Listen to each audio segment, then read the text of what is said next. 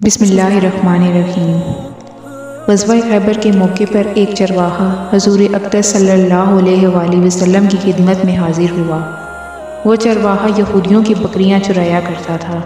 جب دیکھا کہ خیبر سے باہر مسلمانوں کا لشکر پڑاؤ ڈالے ہوئے ہے، اس کے دل میں خیال آیا کہ میں جا کر ان سے ملاقات کروں اور دیکھوں کہ یہ مسلمان کیا کہتے ہیں اور کیا کرتے ہیں۔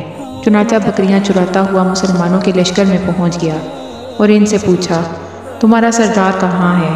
صحابہ کرام نے بتایا کہ ہمارے سردار حضور صلی اللہ علیہ وآلہ وسلم اس خیمے کے اندر ہیں۔ پہلے تو اس چرواہے کو ان کی باتوں پر یقین نہیں آیا۔ اس نے سوچا کہ اتنے بڑے سردار معمولی سے خیمے کے اندر کیسے بیٹھ سکتے ہیں۔ اس کے ذہن میں یہ بھی تھا، جب آپ اتنے بڑے بادشاہ ہیں تو بہت ہی شان و شوکت اور ٹھاٹ باٹ کے ساتھ رہتے ہوں گے، لیکن وہاں تو کھجور کے پتوں کی چٹائی سے بنا ہوا ایک خیمہ تھا۔ خیر، وہ چرواہا اس خیمے کے اندر آپ صلی اللہ علیہ وسلم سے ملاقات کے لیے داخل ہوا اور آپ سے ملاقات کی اور پوچھا کہ آپ کیا پیغام لے کر آئے ہیں اور کس بات کی دعوت دیتے ہیں۔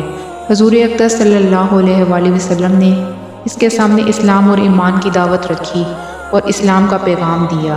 اس نے پوچھا کہ اگر میں اسلام کی دعوت قبول کر لوں تو میرا کیا انجام ہوگا اور کیا رتبہ ہوگا؟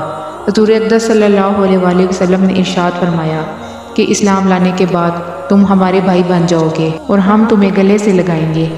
اس چرواہے نے کہا، آپ مجھ سے مذاق کر رہے ہیں، میں کہاں اور آپ کہاں؟ میں ایک معمولی سا چرواہا ہوں اور میں ایک سیاہ فام انسان ہوں، میرے بدن سے بدبو آ رہی ہے، ایسی حالت میں آپ مجھے کیسے گلے لگا سکتے ہیں؟ حضور اقدس صلی اللہ علیہ وآلہ وسلم نے فرمایا کہ ہم تمہیں ضرور گلے سے لگائیں گے اور تمہارے جسم کی سیاہی کو اللہ تعالیٰ مٹا دے گا اور اللہ تعالیٰ تمہارے جسم سے اٹھنے والی بدبو کو خوشبو سے بدل دے گا۔ یہ بات سن کر وہ فوراً مسلمان ہو گیا اور کلمہ شہادت پڑھ لیا۔ پھر حضور اقدس صلی اللہ علیہ وسلم سے پوچھا کہ یا رسول اللہ، میں کیا کروں؟ آپ صلی اللہ علیہ وسلم نے فرمایا کہ تم ایسے وقت پر ایمان لائے ہو کہ نہ تو اس وقت کسی نماز کا وقت ہے کہ تم سے نماز پڑھواؤں اور نہ ہی روزے کا زمانہ ہے کہ تم سے روزہ رکھواؤں، زکوٰۃ تم پر فرض نہیں۔ اس وقت تو صرف ایک ہی عبادت ہو رہی ہے جو تلواروں کی چھاؤں میں انجام دی جاتی ہے، وہ ہے جہاد فی سبیل اللہ۔ اس چرواہے نے کہا، یا رسول اللہ صلی اللہ علیہ وسلم، میں اس جہاد میں شامل ہو جاتا ہوں، لیکن جو شخص جہاد میں ہوتا ہے اس کے لیے دو میں سے ایک صورت ہوتی ہے، یا غازی یا شہید۔ تو اگر میں اس جہاد میں شہید ہو جاتا ہوں تو آپ میری کوئی ضمانت لیجئے۔ حضور اقدس صلی اللہ علیہ وسلم نے فرمایا کہ میں اس بات کی ضمانت لیتا ہوں کہ اگر تو اس جہاد میں شہید ہوگے تو اللہ تعالیٰ تمہیں جنت میں پہنچا دیں گے اور تمہارے جسم کی بدبو کو خوشبو سے بدل دیں گے اور تمہارے چہرے کی سیاہی کو سفیدی میں تبدیل کر دیں گے۔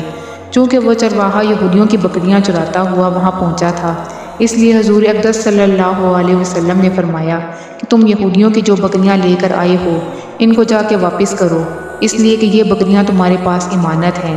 اس بات سے یہ اندازہ لگائیں کہ جن لوگوں کے ساتھ جنگ ہو رہی ہے، جن کا محاصرہ کیا ہوا ہے، ان کا مال غنیمت ہے، لیکن چونکہ وہ چرواہا بکریاں معاہدے پر لے کر آیا تھا، اس لیے آپ نے حکم دیا کہ پہلے وہ بکریاں واپس کر کے آؤ، پھر آ کر جہاد میں شامل ہونا۔ چنانچہ اس چرواہے نے جا کر بکریاں واپس کیں، وہ واپس آ کر جہاد میں شامل ہوا اور شہید ہو گیا۔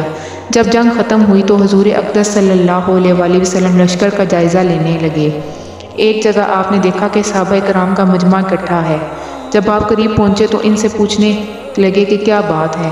صحابہ کرام نے فرمایا، جو لوگ جنگ میں شہید ہو گئے ہیں ان میں سے ایک آدمی یہ بھی ہے جس کو ہم میں سے کوئی نہیں پہچانتا۔ آپ صلی اللہ علیہ وسلم نے فرمایا کہ مجھے دکھاؤ۔